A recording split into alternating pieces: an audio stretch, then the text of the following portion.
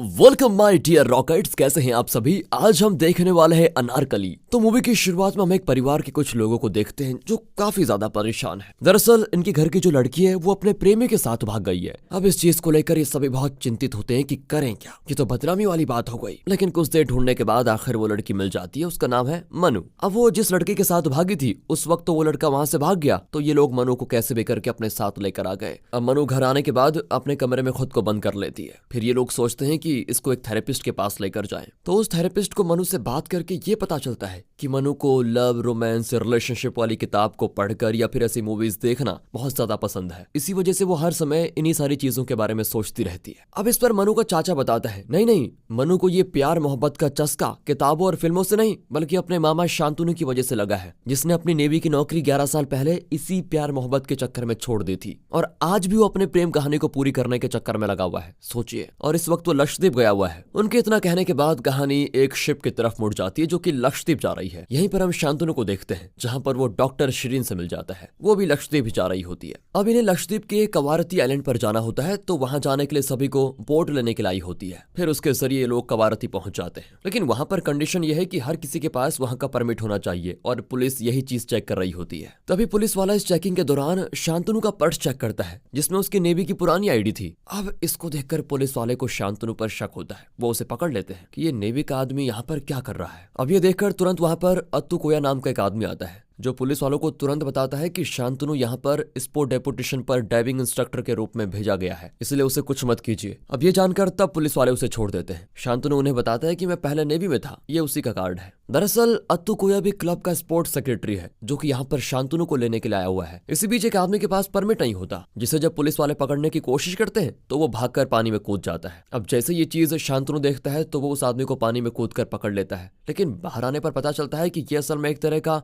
Mock drill है, यानी कि प्रैक्टिस थी, जिसमें धीरज नाम के इस नेवी ऑफिसर को एक नकली बम लगाना था और पुलिस को उसे रोकना था। खैर फिलहाल यहाँ पर जब ये बात शांतनु को पता चलती है कि ये ड्रिल था, तो वो धीरज से अपनी बेवकूफी के लिए माफी मांगता है और फिर दोनों की इस तरह अच्छी पहचान हो जाती है। अब इसके बाद रास्ते में अत्तू कोया शांतनु को इस जगह और इसके लोगों के बारे में काफी कुछ चीजें बताता है, जैसे यहाँ लोग बहुत ज्यादा शांति प्रिय हैं और यहाँ क्राइम बिल्कुल नहीं होता। अब अत्तू कोया शांतनु को उसके क्वार्टर में ले जाते वक्त उसे स्पोर्ट्स क्लब के लोगों और राजीव नाम के एक बंदे से मिलवाता है जो कि रेडियो में अपनी आवाज से कमेंट्री करता है। इन सबसे मिलाने के बाद अत्तू कोया शांतनु को उसके क्वार्टर में छोड़ देता है और क्वार्टर बहुत बढ़िया होता है, शांतनु को काफी पसंद आता है। यहाँ पर अत्तू कोया की बहन दुआ आकर अपने भाई से कहती है कि अगर आप बिजी हो तो मैं अकेले ही चली जाऊंगी। अत्तू कोया कहता है, नहीं नहीं, तुम रुको, मैं साथ चलता हूँ। दरअसल किसी कारण से वो दुआ को अकेला नहीं छोड़ना चाहता था। फिर वो शांतनु को कहता है कि मैं अपनी बहन को जरा छोड़ के आता हूँ, तुम यहीं रुको। साथ ही अत्तू कोया ने इस आइलैंड पर इधर उधर जाने के लिए शांतनु को एक बाइक दी है, जिसे उठाकर फिर अगली सुबह शांतनु निकल पड़ता है राइड पर। वहाँ रास्ते में उसको मिलती है डॉक्टर शिरीन। अब शिरीन से थोड़ा बातचीत करने के बाद शांतनु नेवल बेस ऑफिस जाता है जहाँ पर उसे जकारिया से मिलना था, लेकिन जकारिया वहाँ पर होता ही नहीं। असल में जकारिया इस आइलैंड के लाइट हाउस में काम करता है, जिस बारे में शांतनु को पता नहीं था, पर वो लाइट हाउस से शांतनु पर नजर बनाए रखा था और ऐसा लग रहा था कि मानो वो शांतनु से बच रहा हो। इसी बीच शांतनु को राजीव की बातों से ये पता चल जाता है कि यहाँ से अगर किसी को कोची जाना है तो वो शिप या बोट से जा सकता है। बाकी यहाँ अगर किसी की हालत बहुत खराब होती है और उसे इलाज की सख्त जरूरत पड़ती है तो शिरीन उसकी हालत को देखकर उसे बाहर जाने की परमिशन देगी और उस शख्स को एक एयर एम्बुलेंस यानी कि चॉपर से वहां से ले जाया जाएगा। यहाँ हम एक और चीज देखते हैं कि धीरज भी शांतनु को काफी अजीब तरह से देख रहा है, मानो कि वो उसके बारे में जानता हो। फिलहाल जब शांतनु कुछ लोगों को डाइविंग की क्लास दे रहा होता है, उसी दौरान धीरज शांतनु से कहता है कि मैंने आपकी एक बार पेपर में फोटो देखी थी, आपने सबसे गहरी डाइविंग करने का रिकॉर्ड भी बनाया, वैसे आपने किया कैसे? वो शांतनु कहता है, मेरा एक दोस्त काफी दिनों से मेरे कांटेक्ट में नहीं था, लगभग 2 सालों से उसका पता नहीं चल रहा था, इसलिए मैंने रिकॉर्ड बनाया ताकि न्यूज़पेपर वगैरह में मेरी फोटो को देखकर वो मुझसे संपर्क करे, मगर कोई फायदा नहीं हुआ। अब शांतनु सभी को अपने साथ डाइविंग करवाता है। फिर शाम को जब वो नवल बेस के पास खड़ा होता है तभी अचानक से उसके सामने जकारिया आ जाता है, जिसे शांतनु तो पहचान लेता है, पर जकारिया उसको देखते ही वापस भाग जाता है। शांतनु भी उसका पीछा करता है। अब इन दोनों को देखकर अत्तू कोया भी इनके पीछे पीछे जाता है और फिर फाइनली भाग दौड़ के बाद शांतनु जकारिया को लाइट हाउस में जाकर पकड़ लेता है और यहाँ रिवील होता है कि जकारिया और शांतनु दोनों दोस्त थे और दोनों ही नेवी में थे। शांतनु की वजह से उसे और जकारिया को नेवी से डिसमिस कर दिया था, जिस कारण तब से जकारिया ने शांतनु से बात तक नहीं की। और ये सब कुछ शांतनु ने सिर्फ अपने प्यार के लिए किया, अपने प्यार को पाने के लिए किया। अब ये सुनकर अतुकोया शांतनु की कहानी को जानना चाहता था। शांतनु भी बताना शुरू करता है कि ये बात 11 साल पहले की है, जब मैं और जकारिया नेवी में थे। उस समय नेवी फेस्ट के दौरान शांतनु ने पहली बार अपने यूनिट के हेड जाफर की बेटी नदीरा को देखा था, जो कि स्टेज पर कवाली का परफॉर्मेंस कर रही थी। पहली नजर में देखते ही शांतनु उसके प्यार में पागल हो गया। वहां नदीरा ने भी शांतनु को देखा था। फिर जब शांतनु के परफॉर्म करने की बारी आई तो उस दौरान शांतनु और नदीरा के बीच के कनेक्शन को एक और शख्स ने नोटिस किया। वो थे नदीरा के पिता जाफर, यानी कि शांतनु का सीनियर। इसीलिए उन्होंने बीच परफॉर्मेंस में ही लाइट कट करवाकर वो सारा प्रोग्राम कैंसिल करवा दिया और अगले दिन शांतनु के साथ जकारिया को भी आखिरी वार्निंग दी। लेकिन कहते हैं ना, बगावत करने का अपना एक अलग मजा है। तो एक दिन जब शांतनु और जकारिया साथ में जॉगिंग कर रहे थे, उस दौरान उन्हें नदीरा मिली, जो कि शांतनु से बात करने की कोशिश करती है। पर शांतनु कहता है हमें यहाँ पर बात नहीं करनी चाहिए, क्योंकि यहाँ लोग हमारे बारे में उल्टी सीधी बातें कर रहे हैं, लाइक जैसे हम प्यार में हैं, हमारे बीच कुछ है, ऐसी बातें। नदीरा कहती है लेकिन हमारे बीच तो कुछ भी नहीं है। और फिर इस बात पर शांतनु उदास होकर कहता है हाँ, कुछ भी नहीं है, मुझे लगा बहुत कुछ है। खैर, इतना कहकर वो अगला राउंड लगाने के लिए चला जाता है। अब इस बारे में नदीरा दोबारा सोचती है और वापस से शांतनु का रास्ता रोककर उससे प्रपोज कर देती है। लेकिन ये शांतनु का मजाक था। शांतनु और जकारिया दूर से अप्रैल फूल चिल्लाते हैं। इस पर नदीरा रोने लगती है कि इन्होंने मेरे साथ खिलवाड़ किया। फिर शांतनु उससे आकर सॉरी कहता है कि मैं मजाक कर रहा था, मैं भी तुमसे प्यार करता हूँ सच में। तब वो रोना बंद कर देती है और शांतनु जकारिया के साथ ही जा रहा होता है तो नदीरा पीछे से आते हुए उसे अप्रैल फूल चिल्लाती है, यानी कि अब उसे बेवकूफ बना रही है। हालांकि दोनों ने एक तरह से अपने दिल की बात कह दी थी, बाकी अप्रैल फूल वाली बात तो जानबूझ के बोली दोनों ने। अब इस कारण एक दिन जब दोनों स्विमिंग करके वापस आ रहे होते हैं, शांतनु खुद को रोक नहीं पाता और नदीरा को किस कर लेता है। ये सारी चीजें होते हुए जकारिया देख लेता है तो वो गेट पर ही खड़ा हो जाता है। तभी वहां पर जाफर आ जाता है, जो कि पहले जकारिया को गेट पर खड़ा देखता है और फिर शांतनु को अपनी बेटी के साथ किस करते हुए पकड़ लेता है। ये देखते ही जाफर शांतनु को काफी मारने पीटने लगता है। तब नदीरा आकर उसे रोकती है कि पापा, अगर आप इसकी सजा शांतनु को दे रहे हो तो मेरी भी भागीदारी इसमें बराबर की है, आप मुझे भी सजा दो। जाफर कुछ नहीं कहता और चला जाता है। फिर अगले दिन शांतनु को पता चलता है कि उस पर जाफर ने अपनी 15 साल की नाबालिग लड़की के साथ गलत करने का इल्जाम लगाया है और जकारिया पर यह इल्जाम है कि इन सब के दौरान वो गेट पर खड़ा होकर इन लोगों को देख रहा था, फिर भी उसने कुछ नहीं किया, यानी कि जकारिया तो फालतू में फंस गया है। फिलहाल यहाँ पर दोनों बोल देते हैं कि हमने ऐसा बिल्कुल नहीं किया। साथ ही दोस्तों, आपको ये बात बता दूं कि शांतनु को पहले अंदाजा नहीं था कि नदीरा की उम्र 15 साल है और लड़की की नाबालिग होने की वजह से ये केस बहुत ही पेचीदा हो जाता है। अब सब कुछ नदीरा के बयान पर निर्भर था। अगली तारीख पर नदीरा ये तो कबूल कर लेती है कि उस दिन शांतनु ने मुझे किस किया, लेकिन वो ये भी कहती है मैं भी उससे प्यार करती हूँ। उसकी ये स्टेटमेंट सुनकर कोर्ट अगली तारीख देता है। यहाँ एक सीनियर ऑफिसर शांतनु और जकारिया से कहता है कि अगर ये केस चला तो तुम्हें जेल हो सकती है, बाकी अगर तुम दोनों खुद डिस्चार्ज ले लेते हो तो तुम लोग कुछ और काम भी कर पाओगे आराम से। ये सुनते ही जकारिया डिस्चार्ज लेने के लिए मान जाता है। फिर उसके बाहर जाने के बाद वहां नदीरा आती है, जिससे सीनियर ऑफिसर कहता है कि तुम प्यार का दावा कर रही हो, अब इसका फैसला करने की तुम्हारी उम्र क्या है? अगर इस चीज के बारे में तुम्हें 5 साल के बाद पूछा जाए तो तुम इस पर हंसोगी। अब ये सुनते ही नदीरा कहती है कि अगर आप ऐसा समझते हैं तो ठीक है, मैं 5 साल इंतजार करने के लिए तैयार हूँ ताकि आपको गलत साबित कर पाऊं। इतना कहकर वो उसको ताना मारकर चली जाती है। जकारिया की तरह शांतनु भी नेवी से डिस्चार्ज ले लेता है। इसके बाद कहानी प्रेजेंट में आती है,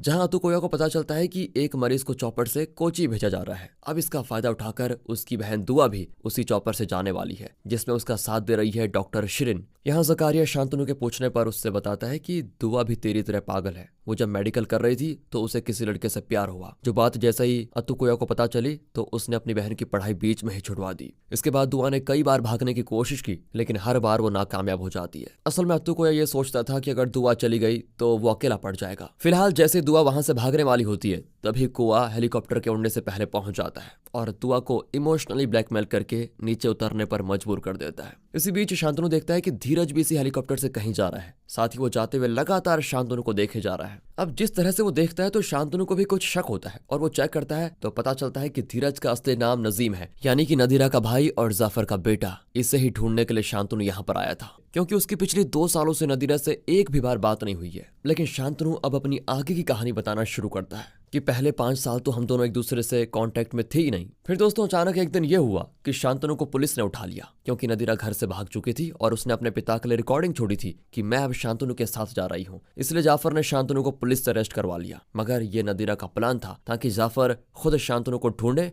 और ये बात खुद नदीरा बताती है। वो फोन करके अपने पिता को शांतनु से बात करवाने को बोलती है। वो असल में अजमेर शरीफ गई थी। नदीरा यहाँ शांतनु से कहती है कि मैं आज तक तुम्हारा वेट कर रही थी और मेरा प्यार बिल्कुल असली है। अगर तुम भी मुझसे प्यार करते हो तो मुझे लेने आ जाना। बस फिर क्या था। कुछ दिनों के बाद शांतनु पता करके लखनऊ जाता है नदीरा के घर। अब वहां नदीरा को शांतनु के साथ देखकर जाफर उसे धमकी देता है कि अगर तुम इसके साथ गई तो मैं खुद को मार दूंगा। नदीरा कहती है कि मैं आपकी मर्जी के बगैर आपके मरने के बाद भी शांतनु के पास अब नहीं जाऊंगी। मेरा प्यार इतना कमजोर नहीं है, मैं तब तक इंतजार करूंगी जब तक आप खुद हमारे इस प्यार को स्वीकार न कर ले। वो शांतनु से कहती है कि मेरा फैसला अब मेरे डैड डिसाइड करेंगे, लेकिन हाँ मैं तुम्हारा इंतजार कर सकती हूँ। बाकी अगर तुम भी इतना लंबा इंतजार कर सकते हो तो ठीक है, वरना मुझे कोई प्रॉब्लम नहीं है। शांतनु भी कहता है कि तुमने 5 साल इंतजार किया, क्या मैं कुछ और साल नहीं कर सकता? और उसकी ये बात सुनकर जाफर शांतनु से कहता है कि जब तक मेरी बेटी तुम्हारा इंतजार करेगी बीते हुए वक्त के साथ, तब तक मेरे अंदर तुम्हारे लिए और नफरत बढ़ती जाएगी। इसके बाद नदीरा और शांतनु दोनों एक दूसरे से फोन पर बात करने लगे। कभी कभी तो शांतनु नदीरा से मिलने के लिए भी आ जाता था। साथ ही नदीरा शांतनु को अपनी आवाज में सूफी गजल वगैरह की सीडी भेजती रहती थी। फिर एक दिन शांतनु को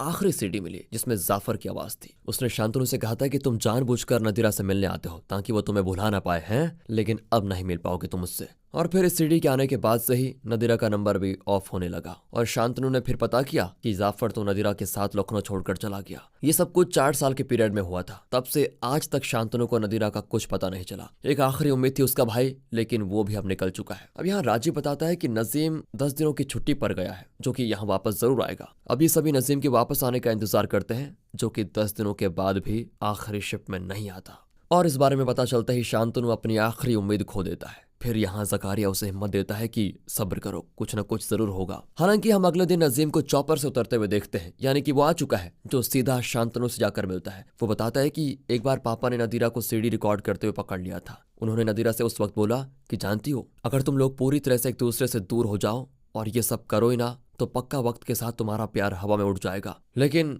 हुआ ये कि हमेशा की तरह नदीरा अपने प्यार पर अटल रही। वो शांतनु को अच्छे से जान गई थी, वो उसे भुला ही नहीं पा रही थी। और उस दिन ऐसा हुआ था कि अपने पिता के इस चाल पर वो अपना सिम उन्हें दे देती है और सीडी भी तोड़ देती है। तब जाफर ने वो आखिरी सीडी अपनी आवाज में रिकॉर्ड की थी। फिर जाफर ने लखनऊ से केरला शिफ्ट करने का मन बनाया, लेकिन नदीरा ने अपने पिता से दूर अजमेर शरीफ जाने का फैसला कर लिया था। ये देखने के बाद नजीम शांतनु को ढूंढने के लिए यहाँ वहां गया और अभी वो पिछली बार अपने पिता को ये बताने गया था कि मुझे शांतनु मिल गया है और मैं उसे लेकर नदीरा के पास जा रहा हूँ। यहाँ असल में जाफर हिंदू मुस्लिम वाले एंगल से नहीं, बल्कि इस कारण इनके रिश्ते के लिए राजी नहीं था कि वो अपनी बेटी की शादी अपने जूनियर से नहीं करवाना चाहता था। लेकिन नदीरा के भाई शांतनु ने अपना फैसला कर लिया था कि वो अपनी बहन की शादी शांतनु से ही करवाएगा। पर शांतनु नजीम के साथ अब नदीरा के पास जाने से मना कर देता है, क्योंकि उसे पता है नदीरा अपनी जबान की पक्की है। अगर उसने अपने पिता से बोला है कि वो शांतनु से नहीं मिलेगी तो वो नहीं मिलेगी। इसी भी जहाँ पर नेवी अगले 2 दिनों के लिए पानी के रास्ते किसी का भी आना जाना बंद कर देती है, यानी कि कोई बोट या शिप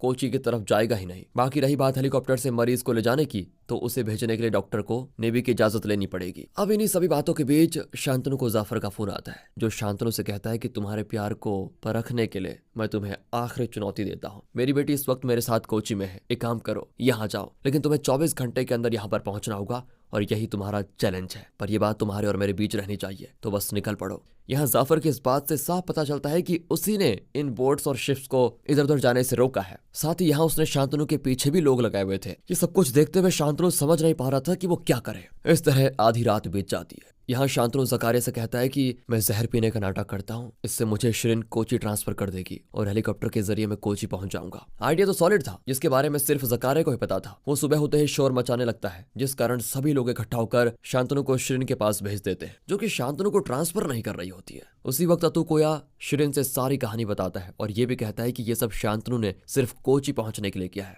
और इस पर जब नेवी वाले शिरीन को ट्रांसफर करने से रोक लेते हैं, तो वो उनके ऑर्डर को मानने से इनकार कर देती है। साथ ही वो अतुकोया को भी सुनाती है कि तुम्हें दोस्त का प्यार दिख रहा है, लेकिन अपनी बहन का प्यार नहीं दिख रहा है तुम्हें आज तक। अब नेवी वाले भी मामले की गंभीरता को समझकर जाफर को कॉल कर ही देते हैं कि नेवी आपके पर्सनल इस्तेमाल के लिए नहीं है, हम अब कुछ नहीं कर सकते। और ये बात पता चलते ही जाफर बौखला जाता है और ये सारी चीज नदीरा भी सुन लेती है। वो अपने पिता से कहती है कि आपने मुझे यहाँ बुलाया था क्योंकि आप शांतनु को बुलाकर बात करना चाहते थे, पर आप तो कुछ और ही कर रहे हैं। इतने में नजीम नदीरा को कॉल करके सब कुछ बता देता है, जिस पर जाफर कहता है कि मैं तो नाटक कर रहा था। अब नदीरा जवाब देती है कि अगर शांतनु सही सलामत जिंदा यहाँ नहीं पहुंचा तो पापा आप मुझे मुंह कभी मत दिखाना। इधर हेलीकॉप्टर पर शांतनु को लादा जाता है। साथ ही अतुकोया अपनी बहन दुआ को भी साथ ले लेता है ताकि वो भी अपने प्यार से मिल पाए, और ये देखकर शिरिन काफी खुश होती है। इसके साथ अतुकोया सभी को बताता है कि शांतनु ने सिर्फ ये नाटक किया था क्योंकि अपने प्यार के लिए, लेकिन यहाँ शांतनु ने सच में जहरीली गैस ले ली थी जिसकी वजह से उसकी हालत काफी ज्यादा खराब हो जाती है। यहाँ उसने जकारे से भी झूठ बोला था कि वो मजाक कर रहा है, लेकिन उसने असली में किया था। वो कोई भी रिस्क नहीं लेना चाहता था। फिर कोची में उसे जल्दी से हॉस्पिटल पहुंचाया जाता है जहां नदीरा और जाफर भी मौजूद होते हैं। फिर डॉक्टर किसी तरह शांतनु की जान बचा लेते हैं। यहाँ जाफर आखिरकार फिर इन दोनों के प्यार को मान लेता है और इनके आगे झुक जाता है, और जब शांतनु को होश आता है तो वो अपने सामने नदीरा को देखकर काफी खुश होता है। बाकी कुछ दिनों के बाद इन्हें पता चलता है कि इन दोनों के नाम का दूसरा मतलब अनारकली और सलीम है, जो कभी एक तो नहीं हुए थे, लेकिन मौत भी उनके नाम को अलग नहीं कर पाती। आज भी उनका नाम साथ में लिया जाता है। एंड इसी प्यारी एंडिंग के साथ दोस्तों ये मूवी होती है खत्म। बाकी अगर आपको एक्सप्लेनेशन अच्छा लगा हो तो लाइक कीजिए, चैनल को सब्सक्राइब। मिलते हैं अगली वीडियो में, तब तक के लिए गुड बाय, ख्याल रखिए अपना।